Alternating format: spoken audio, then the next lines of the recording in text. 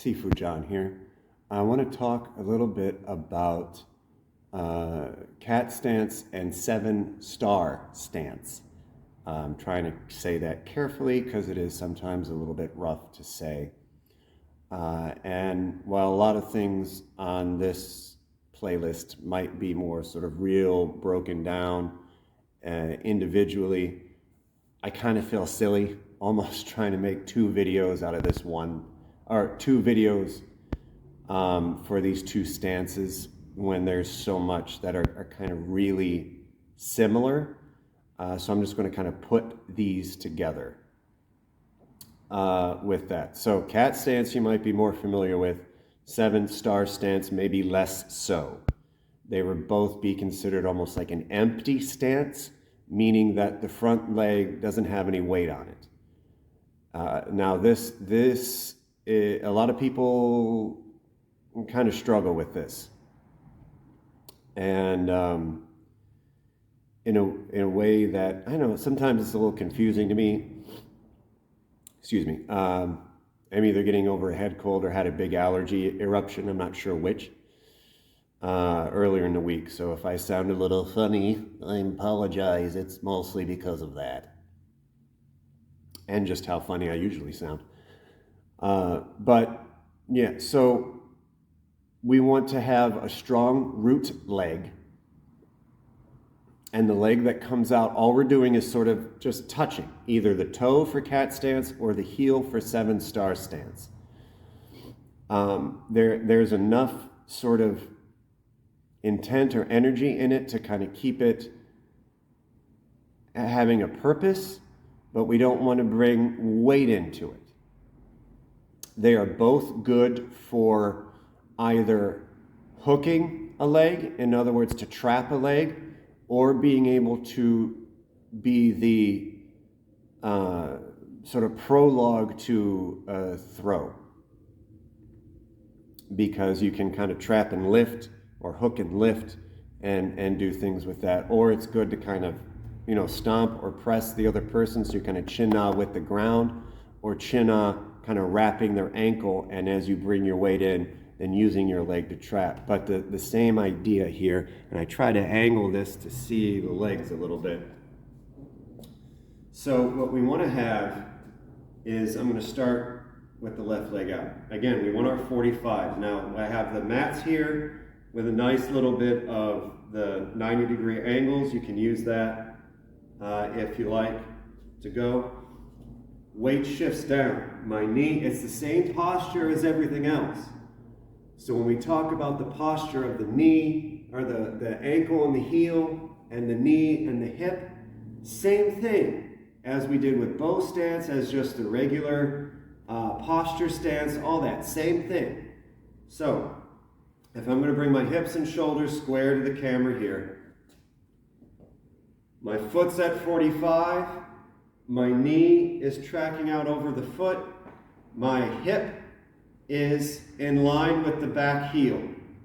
What I want to do with this is my right leg in a cat stance.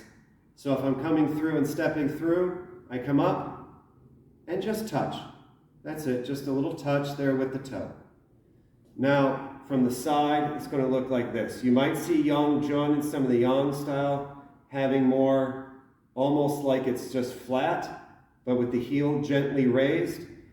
I think that's what the Yang family is doing more of. If you look at some of the old stuff, it might look more traditionally cat stance. This is the way I was always taught.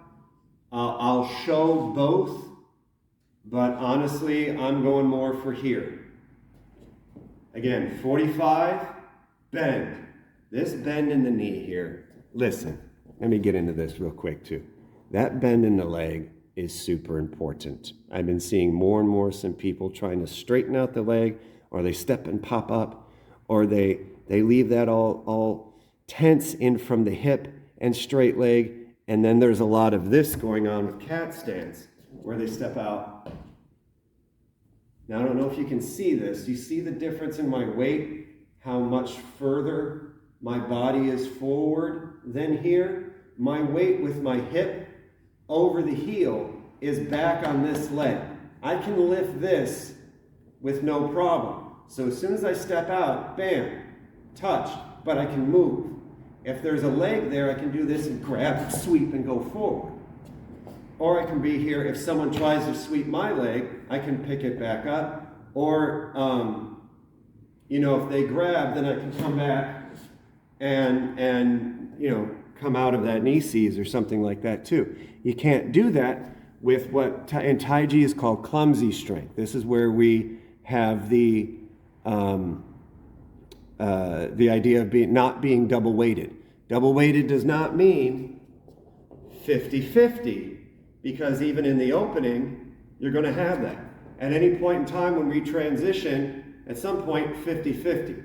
If I'm doing regular stepping, double-weighted is I'm here, come out,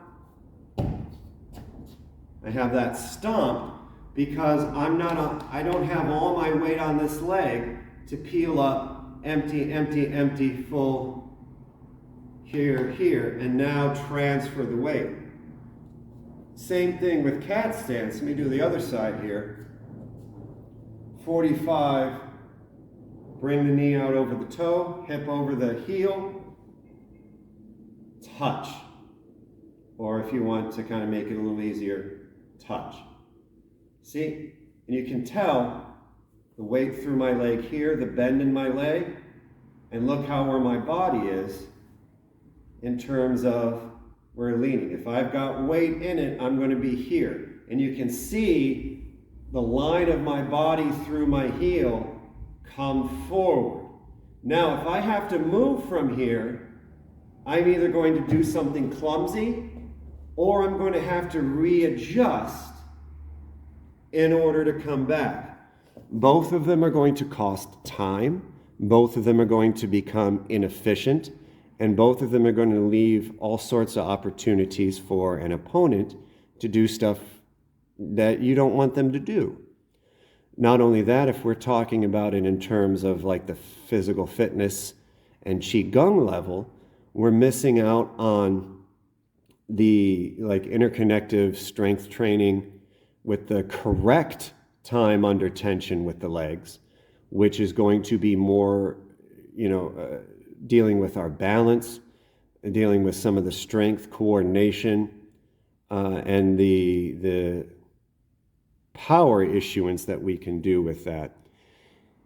In terms of Qigong, it's like we're also, messing with kind of the way the meridians are, and we're going to be, maybe pinching those hoses a little bit as opposed to letting them flow correctly because our posture is off. And as well as there's pressure in different parts of maybe the foot that's not supposed to be there, which is going to make it where, you won't get the cycles and the movement of the energy in the meridians as well because the postures aren't correct. And remember, there are people who spent, 10, 12, 16 hours a day every single day for decades in like temples and ascetics and everything else like that, developing these systems to work on these multiple levels. So it behooves us to learn in the multiple levels, but also the different ways that they kind of cross over and can help each other. So just because you might be playing it for more Qigong doesn't mean that thinking about it in terms of how it would make sense in martial arts isn't necessary, because it is. It's also going to help because when everything is sitting correctly, then that will also help the mind be more at ease, the energy and the breath be more at ease, which means if you're not playing it martially, you're still going to have it work out better.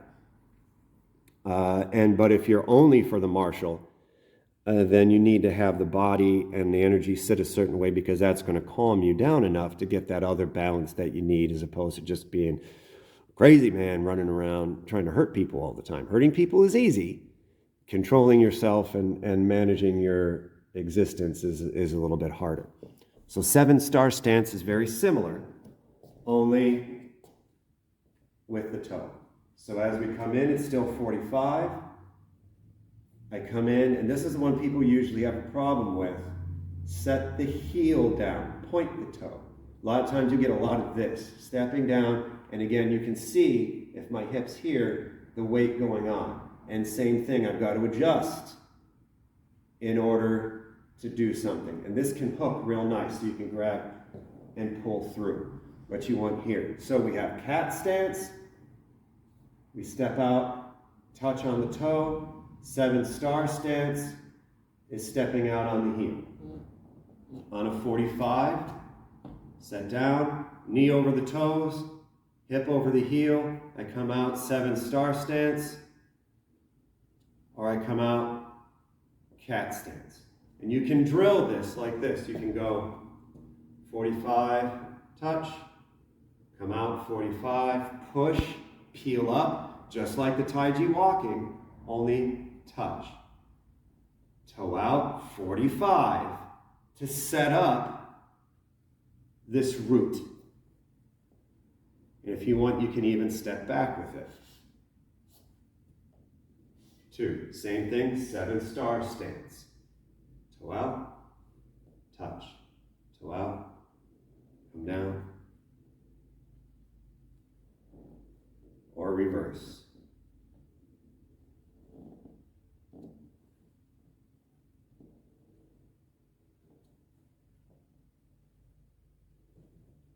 So, I'm trying to see, it looks like the class might be coming in.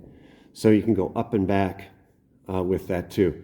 The rest of the stepping, this is the reason why I did the postures and the steppings in this playlist earlier, the way I did them, is because those are going to help even things like this. So all that stuff before is prelude and laying the foundation, so now when we do other things, you just start plugging in numbers. Okay, the posture and the feet and the hips and the back and the head and the tongue and all this are supposed to be this way. We apply that across, so now when we do these other stepping, it's only adding a little bit here, adding a little bit there, things like that, as opposed to trying to rewrite the entire dictionary with every single time we do the step. So the plant leg is going to be very much the same as we've talked about when we're doing the Taiji walking. It's going to be the same as when we start doing like the push heel kicks and things like that too. And when we do the 7-star and cat stances, we come out, it's like when we step out with the Taiji walking, we just come out and touch. Just a little touch. I almost have like a Bob Ross in my head thinking about it. You just got a little touch there, just a little bit. You don't need to be hard with it, just a little boop there on there, and there we go. And I kind of have that in, sometimes when I'm teaching, and sometimes I even put on the little voice to get people to calm down. You're not supposed to stomp forward.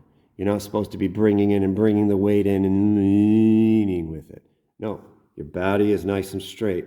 Your back is nice and straight. It's drilled in with that heel. That leg just comes out to support and touch.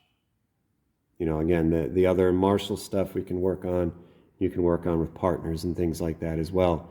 In this initial thing, just making the posture, it just comes out, touch. Either the heel in 7-star stance or the toe in the cat stance. These empty stances have that. So, and remember, an empty assumes full, and full assumes empty. It's not void, where it's just now a wet sort of noodle, where, it's just like, I don't have kind of like a whatever leg, kind of not really doing whatever, kind of just hanging out. No, it has a purpose. There's an angle to it. It's pointed into the ground. Here, there's a line to it. It's pointed into the ground. It doesn't have weight into it, but there's a certain amount of intent that's pressing into the ground as well. Not a lot.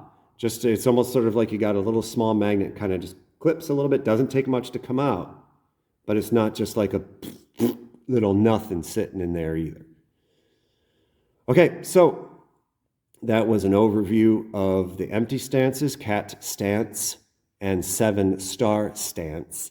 We will get into some of the individual postures with them later, but I wanted to be able to introduce them beforehand, because like I do in live classes, have it where, we do the legs, and then we do the arms, and then we put them together.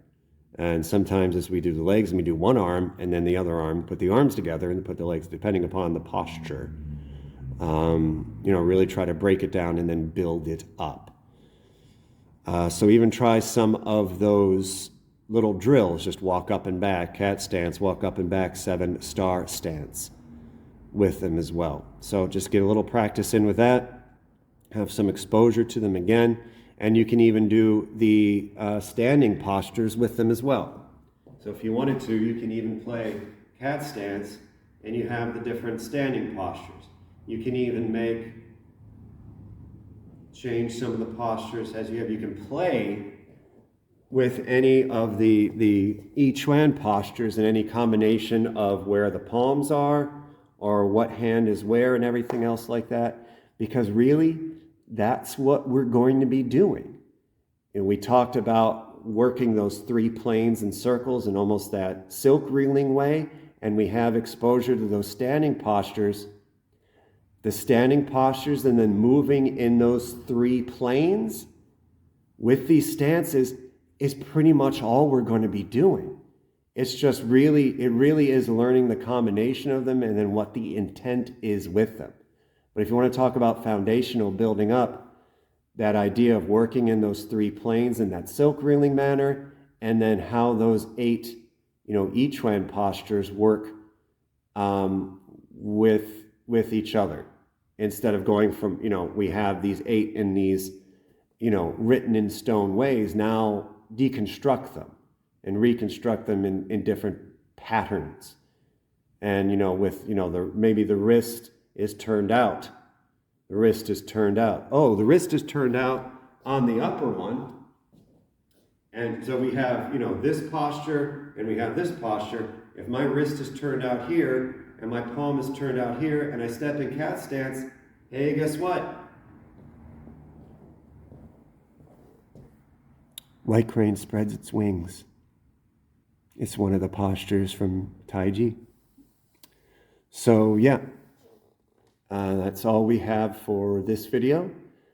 Get some good practice in with those stances and they will show up. So like, subscribe, ring the bell, all the good YouTube-y stuff, and we'll see you later. Thank you. Bye-bye.